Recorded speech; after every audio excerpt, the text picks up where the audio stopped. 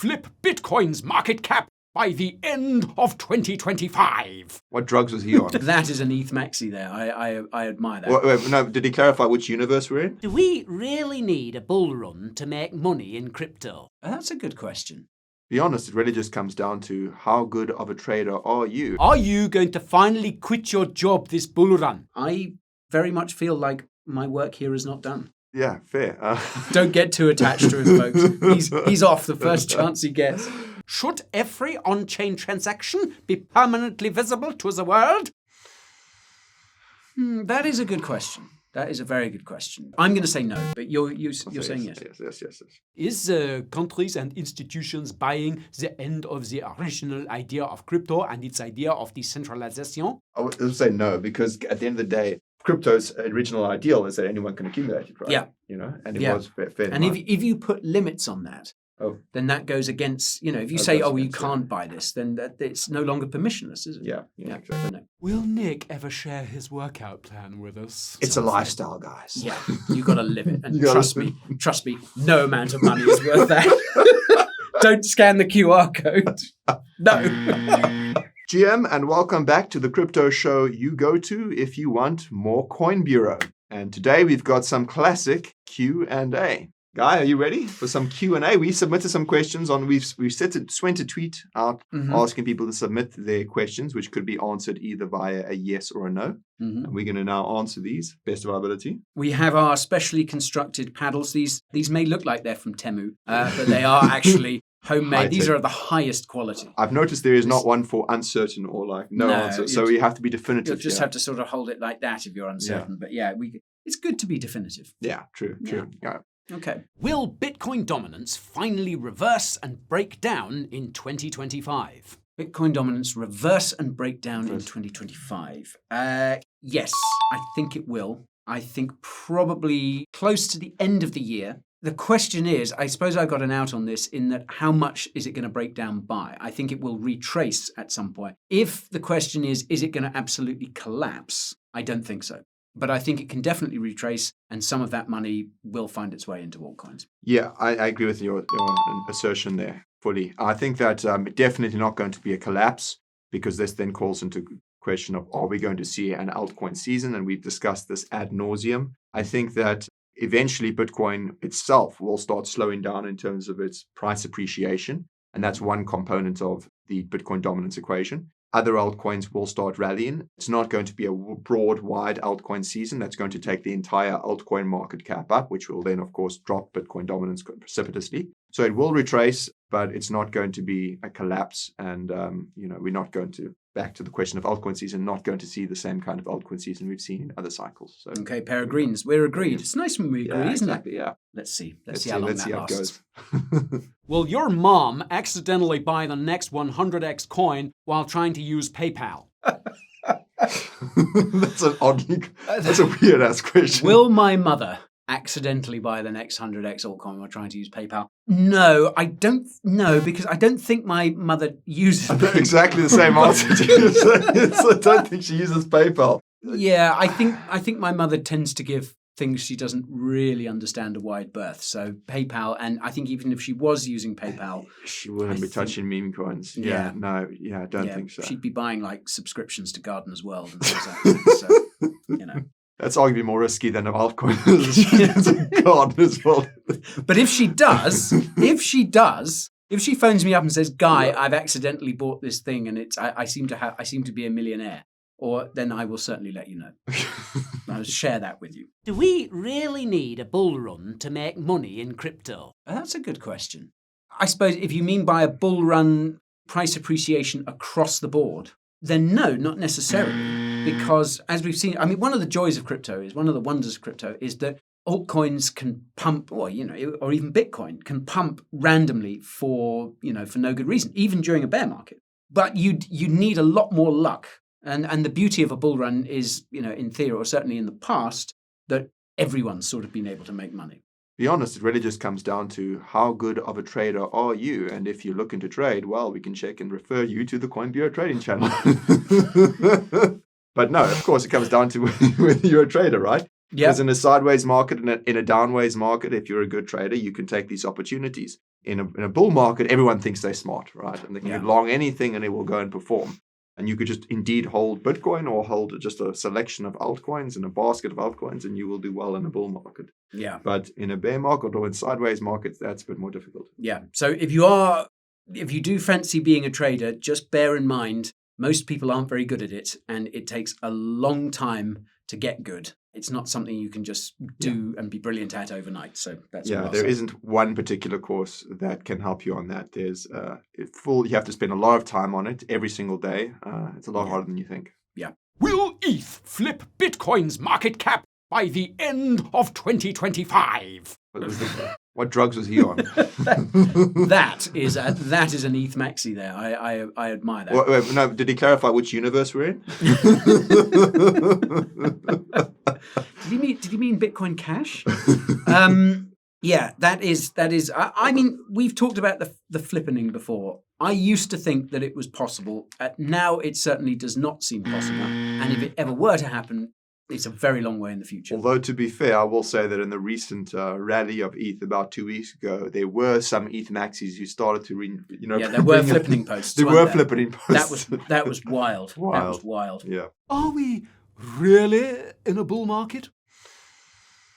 That is a good question. That is a very good question because, again, it's this. What asset? Yeah, if you're talking about Bitcoin, then Bitcoin is most definitely in a bull market. Yeah. Altcoins, not really. I mean, you could argue that some are. I mean, I guess you could argue that the likes of XRP are. I mean, XRP has seen pretty amazing gains. Okay, it's seen some big crashes, but certainly from where we were 12 months ago, if I'm not greatly mistaken, XRP is generally up and to the right. And the same is true for a number of altcoins. Yeah. I would say we're not in a bull market in the classical sense of one. In the sort of like we were in 2021 or in 2017. Yeah, not the classical sense. Yeah. And it's not broad to all, including all the altcoins. Even Bitcoin has had retracements here and there, since the early January and stuff. So it's not the definitive melt up that we've seen in 2017, 2021. So Yeah, Bitcoin's climbed a wall of worry. Exactly. Yeah. In 2030, 50% of the Bitcoin supply will be held by fewer than 10 entities. Ooh, gosh, that's interesting. So 2030, 50% of BTC supply by fewer than 10 entities. Wait a second. Circulating is just say supply because there's difference, right? So a lot of supply is lost, right? So it's difficult to say that. I would say the answer is yes for circulating. I think. So yes, for circulating, not total, because obviously you've got lost coins and everything, lost or people who've died and things like that. But if you look at the accumulation rates of strategy, and if you look at the accumulation rates, the IBIT, BlackRock ETF, and then just, so those are two entities themselves, massive entities. You've already got other ones coming out. Well, even if you were to talk about total supply, I mean, look at Satoshi's wallets. I mean, they hold millions. Yeah. So 10 entities. Oh, gosh, that's a really good question. I'm going to disagree, though. I think the supply will be very heavily concentrated, but I think it will be more than 10 entities. I think other companies, central banks, will get involved. I think there'll be a lot of accumulation from them. That said, you could maybe point to say maybe 30% of the supply being held by fewer than 10 entities, perhaps. But yeah, I think on those exact parameters, I disagree, but it's a really interesting question. It's interesting because, like I say, it comes back to circulating, right? Yeah. And how much more of the Bitcoin supply becomes uncirculated in the years to follow because people, pass away or gets more lost. So I still think it's possible, indeed. Even if a central bank, think about how much a central bank would want to buy, right? Yeah. Yeah, but then, if one central bank starts buying a huge amount, then, other central banks are like, well, we can't get left behind, So that's a really interesting. I'm going to say no, but you're saying yes. Yes. Is the 4-year cycle going to be different from this cycle onwards? Yeah, 100%. Yeah, I think so too. I think the 4-year cycle is kind of slowly becoming insignificant completely, right? Many would say we're probably going into a super cycle if you believe that, but irrespective, the whole 4-year cycle is driven on the notion that the impact on supply, right? So as supply decreases through the halvings, the emission rate decreases. That becomes insignificant as we get closer to the 21 million limit. But there's many people also who say that the whole concept of the 4-year halving itself is just correlation with general market liquidity, general macro liquidity. So, so believing in the 4-year cycle itself is also kind of dubious. So yeah, I don't think it's going to really be. And I think as well, like even if you were to say that Bitcoin, that the crypto market, has followed a 4-year cycle around the Bitcoin halvings, regardless of what's been happening, in the wider markets, I think until sort of fairly recently, crypto was a niche thing. Even Bitcoin was a niche thing, and now that Bitcoin has become a much more widely available asset and is becoming more so by the day, I think that Bitcoin and crypto are sort of moving out of that silo. And I think a market that has that much more exposure can't function in that way anymore, in that rather idiosyncratic way. Yeah, exactly. It's not an isolated market separate from the broader traditional financial market. It's become one and the same. Yeah. Will the Stablecoin Genius Act turn out to be a CBDC backdoor? That's a good question. There's some really good questions here. Yeah. As we're filming this, it's going to a debate or a vote on the Senate floor. So it looks like it's probably going to pass and go to the House. It passed a key vote on Monday, right? So it's probably going to go to the House. Yeah. And in terms of the provision, I think a lot of it was around, one of the main things is obviously US issuers. Yeah. So a main focus on US issuers of stablecoins. And I think that it's a good point, because if you think about it, if stablecoin issuers can be controlled by the state, and if you can freeze a stablecoin, you can freeze addresses, and if they have to acquiesce to the state, then is it not necessarily being controlled by the state to the extent that it could be considered as a quasi-CBDC? Yeah. And we've talked about this before in some videos, right? So although it's not necessarily issued by the Federal Reserve, it's still issued by an entity that has control. It's not permissionless. So, then at the end of the day, it could be used. It could be manipulated. Yeah. Right? So as I recall, one of the big key points of the Genius Act is that any stable coin under a $10 billion market cap is regulated at state level, individual state level. So which I guess that means whichever state the issuer is headquartered in. But anything over $10 billion is regulated at the federal level. Now, the only two stablecoins at the moment with $10 billion plus market caps are USDT and USDC. So, yeah, you're right. How much influence will federal authorities like the Federal Reserve and the US government more broadly, how much influence will they have? And because I guess, if they wanted to shut out USDT, if they wanted to shut out Tether at the expense of Circle and USDC, then I guess theoretically they could regulate it more heavily. I don't know. It's I think certainly CBDC-like qualities would become. It's a Trojan horse because so this current administration is pro freedom, pro whatever, pro crypto and all that. But then everyone feels comfortable to go and adopt and put all of their savings and wealth in either Tether or Circle, either one. And then comes another administration that's a lot less pro-freedom and more control. And then basically they go to Circle and Tether and say, well, now if you want to operate anymore and you don't want us to void the treasuries you hold, freeze these addresses, send us the address history of this particular account, send us the KYC details of this. Well, KYC is a big one, isn't it? Because to what extent will wallets using these regulated stablecoins in the US, will they all have to complete KYC in order to be able to transact, or will the federal government come in and say, okay, if you're an American citizen, you're using a non-KYC'd wallet to transact with these stablecoins, then your balance is frozen. That, but potentially even as tracking tools get better and better, and as the stablecoins get more integrated within the traditional financial system, every time they have to interact with an exchange, or even indeed these banks that want to issue their own stablecoins. Remember that there's also large banks, Bank of America, JP, they're all also looking at stablecoins. They all have KYC information for their fiat accounts. The exchanges have KYC. So as the KYC industrial complex becomes bigger and bigger, and any stablecoin has to interact with the traditional financial system and its KYC industrial complex, they won't even need to KYC an on-chain wallet because they can quickly attach it to someone's real-world identity.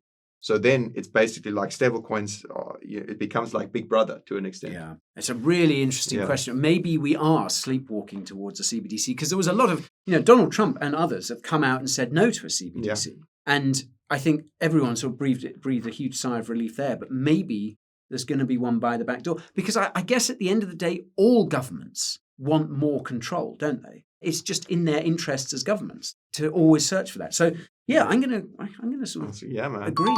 Yeah. What a thought-provoking question. Yeah. Nice one, guys. Are you going to finally quit your job this bull run? Yeah. Bye. Oh. No, I'm not going to quit my job this bull run. I think crypto's only getting more interesting, and I think if we refer back to what we've just been talking about, I think it's important that we are here to speak out against things like central bank digital currencies by stealth and things like that. So I think there is still a role for us to play. Obviously, it'd be nice if we get a nice big bull run and all come out of it a lot richer. But I very much feel like my work here is not done. Yeah, fair. Nick's like, no, I'm off. That's a relief. Guy, you hold the fort. It really just depends how much money is made. Everyone's got a number, bro. Everyone's got a number. No, I agree. Our job here is not done. My job is to get rich, and it's not done. Don't get too attached to him, folks. He's off the first chance he gets. No. So no. Nick's a maybe. Maybe Don't believe that's a maybe.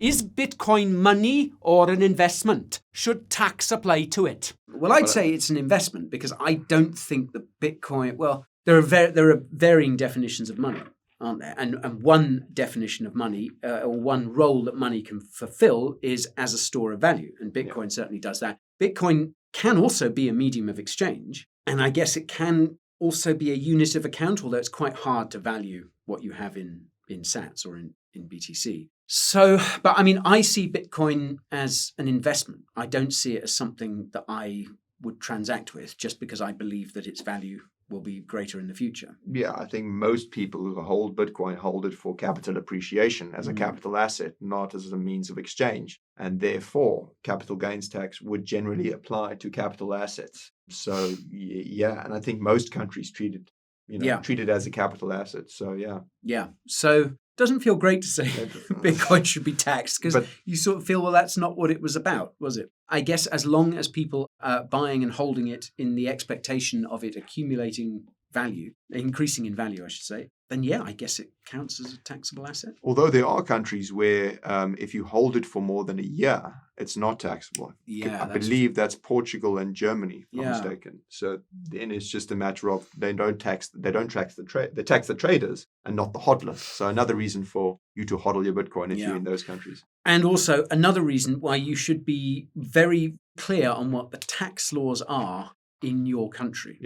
Because it's very easy to get carried away. You see you've made massive gains and you decide to cash out and buy something silly or whatever it is like that. But you should always be aware of the tax implications wherever you are. And, if you don't like those tax implications, then probably consider moving. Exactly. And we've got videos and articles on both of those subjects, and we shall link to them down below. So we agree with that? Yeah, we agree with that. Will Guy from Coin Bureau sell his last working kidney to buy more ETH? Last working kidney. Last working kidney. Yeah. Fortunately, I've got loads that don't work. So, no, I would not. Do you want to be on a dialysis? Do you want to be like a dialysis machine or something? Do you want to like one of those? Yeah. Walk around with and more ETH. I mean, well. One of the things I always say is never invest more than you can afford to lose. And I cannot afford to lose a working kidney. So therefore, the answer is no. Not only will he be walking around with a bag, but he'll also be poorer. Be like, explain to me why this was a good idea. This is terrible. Should every on-chain transaction be permanently visible to the world? Well, yes, that's what the blockchain is all about. That is what it unless it's Monero. Well, it's kind of like visible to an extent, although they're privacy coin itself, the addresses aren't. But yeah, it should be. What the coins have been used to buy. Now that's if we want to put a spin on that question, the intended use of that coin. That is an interesting one. The nature of the blockchain is that it's an open ledger. Yeah. It's an open and viewable ledger. Every transaction can be seen. And, that is where its security comes from, the fact that you can't go back and alter transactions. And so, I guess that is one of the features of it. So that is always how it has to be. And this is the thing that so many critics of crypto always forget about, when they say that, Bitcoin is the ideal tool for money laundering, or crypto enables terrorist financing and all this sort of stuff. They're conducting these things on ledgers that companies like Chainalysis are able to track. So actually, they're not ideal tools for money laundering. These are open ledgers. So yeah, that's the nature of it. Yeah. And as you say, like, there are privacy solutions if you want that. But yeah, exactly. I mean, that's the whole nature of it, and then be able to actually track it, right, and then actually see where the coins have come from, and it's also identifiable. And I don't understand why anyone would want to, even in these recent kidnapping cases, where people are trying to use crypto to basically all the recent kidnapping cases in France, for example. The people were caught because of the tools they used. They just used crypto. Yeah. Well, they were asking for the ransom in sort of USDT and things like that. It's like, dude, USDT frozen. Can be frozen, like we were talking about earlier. Right. It's mad. So what was the question again? Should all transactions be viewable? Well, yes. They are. Yeah, that's the nature of it. If you want to, not financial advice, but if you want to transact completely anonymously, probably better use cash. Yeah, exactly. Is countries and institutions buying the end of the original idea of crypto and its idea of decentralization? Another good question. No, I don't think it is, because the decentralization, let's say, of Bitcoin comes from the decentralization of the network, the blockchain that it runs on. So the actual destination or the actual number of addresses holding BTC itself technically sort of always been possible for that to become less decentralized over time. I mean, and I guess that's the nature of an asset that is very scarce and very desirable. Like, its supply will concentrate over time as people hoard it. I mean, so for your point around supply concentration not impacting on decentralization, I think decentralization has many components. One is mining power, one is miners, one is nodes, one is supply. Because supply is important from a decentralization component because it impacts on how the price can be moved, right? Yeah. Small and illiquidity as well. But then again, to your second point around Bitcoin is a permissionless currency. Anyone can accumulate it. And why would we have the right to say that a individual can buy Bitcoin and stack it, but a institution or indeed a country or central bank can't? It is a free permissionless currency that anyone can accumulate should they think it's worth it. I mean, it obviously does lead to questions around if there is such a large supply that's in the hands of a few, it could lead to price manipulation.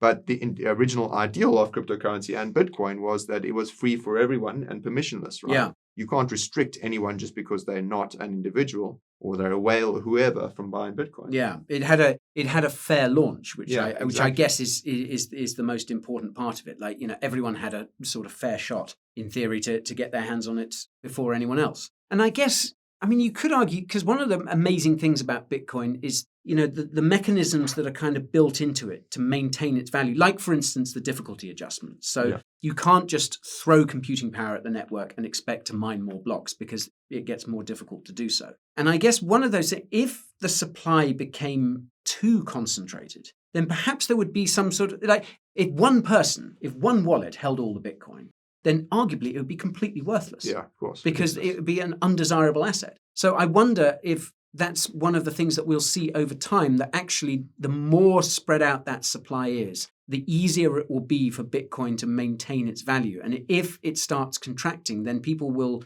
lose faith in it, perhaps. Be like, well, this is no longer an asset that is worth holding because it's just become a plaything of, maybe 10 entities. There is a level at which the concentration of supply will be a massive issue for people. Yeah. And people will stop caring about it or investing in it or using it because it'll just be like, again, it's a very thought-provoking question. And I guess if you extrapolate that out to other cryptocurrencies, it becomes tougher because, so many of these things you can, and as you say, decentralization takes many forms. So even if you have, let's say, a layer one with hundreds of thousands of validators, tens of thousands of nodes or whatever it is, but the creator holds 50% of the supply of the coin, then it's not a red flag we usually use. Exactly. So I would say no, because at the end of the day, crypto's original ideal is that anyone can accumulate it, right? And it was fair. And if you put limits on that, then that goes against, if you say, you can't buy this, then it's no longer permissionless, is it? Yeah, exactly. So no. Will Nick ever share his workout plan with us? I don't know, man. I don't know. That kind of alpha, I need a paid group for that, man. You heard it here first, folks. QR code. Maybe. Hey, maybe. It depends what the offers are, hey? But yeah, never miss an opportunity to monetize. Absolutely. I get the feeling that this is one of the best kept secrets. Nick is not indeed. going to let this one go for cheap, folks. So, let's hope we all It's get also a bull run. incredibly involved. It's Yeah, going to require much more than just a simple workout routine. Yeah, I think what you're hoping for, asker of that question, is that Nick's going to share some like 5-minute thing that you can do every day. It's like that is not how Nick operates. It's a lifestyle, guys. Yeah, you got to live it, and trust me, no amount of money is worth that. Don't scan the QR code. No.